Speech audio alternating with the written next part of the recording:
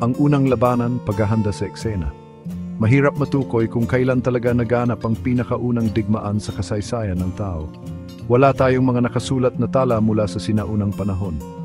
Gayunpaman, ang mga ebidensya mula sa arkeolohiya ay nagtuturo sa atin sa isang mahalagang labanan noong mga 14,000 taon na ang nakalilipas. Ito ay sa isang lugar na tinatawag na Jebel Sahaba, malapit sa Ilog Nile sa modernong Sudan. Sa lugar na ito, nahukay ng mga arkeologo ang isang mass grave. Ang mga kalansay sa loob ay nagpapakita ng mga palatandaan ng marahas na kamatayan, tulad ng mga arrowhead na nakabaon sa mga buto. Ginulat ng tuklas na ito ang mundo. Ipinahihiwatig nito na ang organisadong digmaan ay umiral ng mas maaga kaysa sa inaakala noon. Hindi ito isang random na karahasan. Ang pagkakaroon ng napakaraming individual na inilibing kasama ang mga armas ay malakas na indikasyon ng isang planado at koordinadong pag-atake. Ito ay digmaan sa isang anyo na makikilala kahit ngayon. Mga binhi ng alitan, bakit sila naglaban? Ang eksaktong dahilan ng labanan sa Jebel Sahaba ay nananatiling nababalot ng misteryo. Gayunpaman, maaari tayong gumawa ng mga edukadong hula batay sa mga ebidensya. Ang huling bahagi ng Pleistocene epoch kung kailan naganap ang labanang ito ay panahon ng matinding pagbabago ng klima. Ang mundo ay nagbabago mula sa isang panahon ng yelo patungo sa isang mas mainit na panahon. Ang pagbabagong ito ay malamang na nagdulot ng pressure sa mga resources tulad ng pagkain at tubig. Ang mga tao sa Jebel Sahaba ay mga hunter-gatherer. Umaasa sila sa kapaligiran para mabuhay. Ang kompetisyon para sa mga naubos na resources na pinalala ng pagbabago ng klima ay malamang na nagpasiklab ng tensyon sa pagitan ng mga grupo. Bukod pa rito, ang Ilog Nile mismo ay maaring naging isang punto ng pagtatalo. Ito ay isang lifeline sa isang natutuyong kapaligiran na nag-aalok ng parehong tubig at matabang lupa. Ang control sa pag-access sa Nile ay mahalaga para sa kaligtasan ng sinumang grupo. Mga pinuno at pamana. Sino ang humubog sa labanan? Sa kasamaang palad, ang mga pangalan at kwento ng mga individual na kasangkot ay nawala na sa panahon.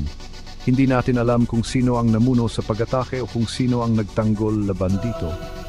Hindi pinapanatili ng archaeological record ang mga detalyeng iyon. Gayunpaman mahihinuha natin na ang magkabilang panig ay may mga pinuno na nag-organisa sa kanilang mga tao.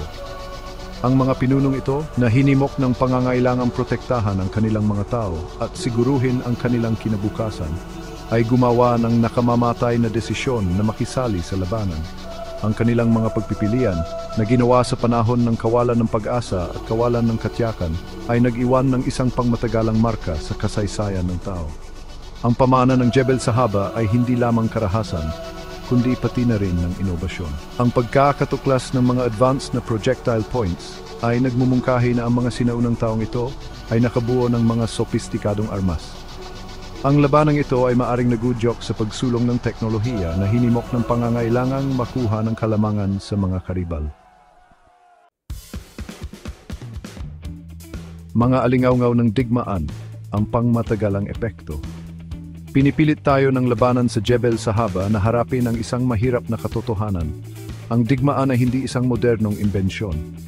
Ito ay naging bahagi na ng karanasan ng tao sa loob ng milenya, na nakaugat sa ating pinakamalalim na instincts para sa kaligtasan at kompetisyon. Ang sinaunang labanang ito ay nagsisilbing isang malinaw na paalala sa kakayahan ng tao para sa karahasan, kahit na sa harap ng mga hamon na magkatulad. Binibigyang diin din nito ang pangmatagalang kapangyarihan ng labanan upang hubugin ang mga lipunan at himukin ang inobasyon sa teknolohiya. Habang ang Jebel Sahaba ay nag-aalok ng isang sulyap sa ating malayong nakaraan, ang mga aral nito ay nananatiling may kaugnayan ngayon. Habang nakikipagpunyagi tayo sa mga isyu tulad ng pagbabago ng klima at kakulangan ng resources, dapat nating tandaan ang mga panganib ng walang pigil na kompetisyon at ang kahalagahan ng paghahanap ng mga mapayapang solusyon sa ating mga problema.